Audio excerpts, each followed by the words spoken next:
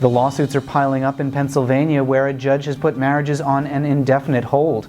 It'll be at least a month and a half before the New Mexico Supreme Court will decide whether the state can issue marriage licenses. And the New Mexico clerk who first issued licenses has started a fundraising campaign. He now needs tens of thousands of dollars to defend against an anti-gay lawsuit. At the American Foundation for Equal Rights, I'm Matt Baum, and welcome to Marriage News Watch for September 15th, 2013. A judge in Pennsylvania has ordered a stop to marriages in Montgomery County. A lone clerk there named D. Bruce Haynes had been issuing licenses since July 23rd, when he determined that the state's marriage ban is unconstitutional. But with the Pennsylvania Department of Health now suing Haynes, Judge Dan Pellegrini ruled that it was best for the marriages to stop while the lawsuit moves along. In the meantime, Haynes has handed out 174 licenses over the last month and a half. Are they valid? That depends on whom you ask. Haynes says he thinks they are, but that it's not up to him. Republican Governor Tom Corbett is leading a lawsuit over the marriages and would probably say they aren't valid. And at least one of those couples has filed a suit of their own in state court to determine whether they're actually married. And there's also an earlier ACLU lawsuit in federal court over Pennsylvania's marriage ban.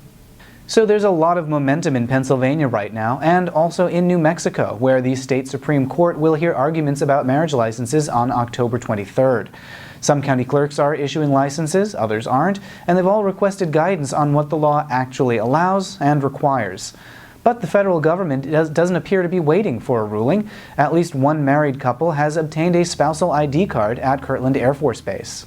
In the meantime, Doña Ana County Clerk Lynn Ellens is raising money to defend his office from a lawsuit by anti-gay legislators.